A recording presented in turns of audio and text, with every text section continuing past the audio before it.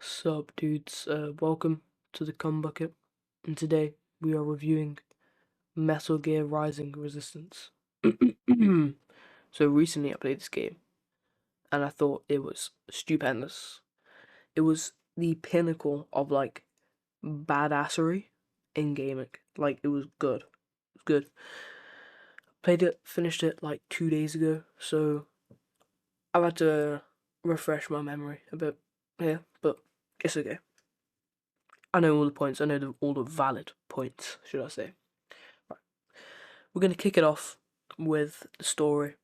It was good, but it was sometimes confusing. Like, there was points where I was like, what the hell's going on? I may as well just go kill these guys. May as well just walk over there, beat the shit out of them, and then maybe that'll progress the story. But in all honesty, I didn't really know what was going on. But until you got to the end of the game, and that's when you learn that this guy is trying to make the world better by creating war, which I find is pretty stupid. But that's how he went and did it. He didn't obviously succeed because the main character, the protagonist, kills the boss. Finished. That's how you finish the game. But it just really wasn't how I expected it, especially from every other point I'm gonna make now. You would expect the story to be like top notch, because I glazed this game. Right, next one. The combat is pristine. I'm not joking. It is pristine. It is smooth. It is flashy. It is just the best combat I've seen. It's up there between Devil May Cry 5, and God of War 2018. Like it is good. It is really good. A 90-year-old man, Nan, and a person with Down syndrome and autism could learn this combat system. It is that easy. In some fights, literally all you do is tap 2 buttons, and that is it. You can fight like that. WASD move, and then the left and right mouse clicks to fight, and that's all you need to do. It's that simple. And some games just make it really complicated, but this is what I like about this game. Anybody can pick it up, anybody can play it, anybody can enjoy it. It's just that, like, smooth, it's that good. Next, we're gonna go with the soundtrack. It is the best soundtrack I've ever heard. I've played a few games in my time, but this one is the best I've ever heard. Not only because I'm an avid fan of rock, but it's just fits the vibe of the game so well. It just makes you feel like a badass.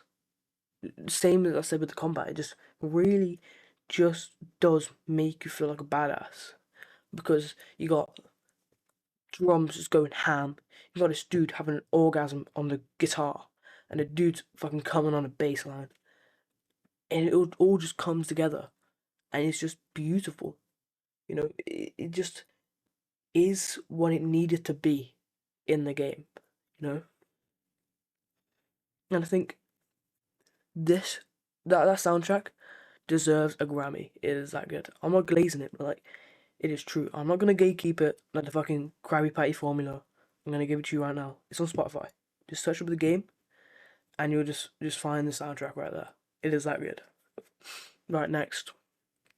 The level up system is good. It's good. It's good. It's not aesthetically pleasing, but it's like the bog standard, um, like menu for leveling up and equipping skills, equipping new weapons, changing your skin, this, that, and the other. And it's comprehensive, to say the least, as well. So you double click on one thing, and then you got a list of the weapons, and then you click on one, and then you equip it. It's simple, but it's effective and it works, But it's not the best one. I've seen. It's not the flashiest one I've seen, but it is just what it is. It's what the game is, you know. And I'm not gonna like diss it for that. I'm not gonna bring it down any marks for that because everything else just outweighs this point. So yeah, right. Um, Boss fights. They're smooth, moderately hard, and like very engaging. Some of the most engaging boss fights I've ever played. You know, and I've put my fair few hours in Elden Ring, but they were hard. They were hard. You would die like a few times, a few too many times, and hear the same voice line. You know, when you die over and over again. But it's good. That's it. It's good. It's engaging. You know, you get hooked to try and beat the boss just because you want to see them more of their moves. Like that's how good they were. And the bosses would be hard, like I've already said, and you'd have to like dodge a lot because, especially when I was playing on keyboard and mouse, I couldn't find the button how to block. Like I watched loads of people play through the game and they've blocked smoothly, and I would not be able to block. I would not be able to parry nothing. I don't know if that was just me playing on keyboard and mouse, or people playing on controller. Maybe there's a button to press, but I couldn't block. It was really fucking goofy. And one thing I liked about the boss fights, once you completed them, once you killed them, you would get their weapons once you defeat them. So like there was this one where this bitch grabs loads of arms off robots and connects them together to make like a pole, like a staff with a knife on the end. It's a crazy fucking weapon. It does so much damage. It feels like when you attack with it, you're putting through somebody through a fucking huge blender around you. It is that good. And the way it would be is like it would have a fucking boner, and it would just randomly go limp, and it would like be like turn into like a whip. It will whip somebody and just knock them back so far. It's a really good weapon. And there's other boss fights where you get like a heavy hitting one. You know, you get a samurai sword. You know, this, that, and the other. You get your trick weapon like in Bloodborne.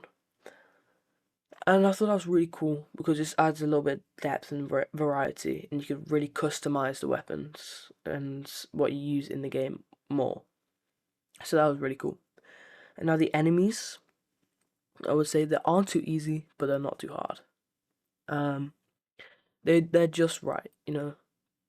The human enemies, I have to say they're easy.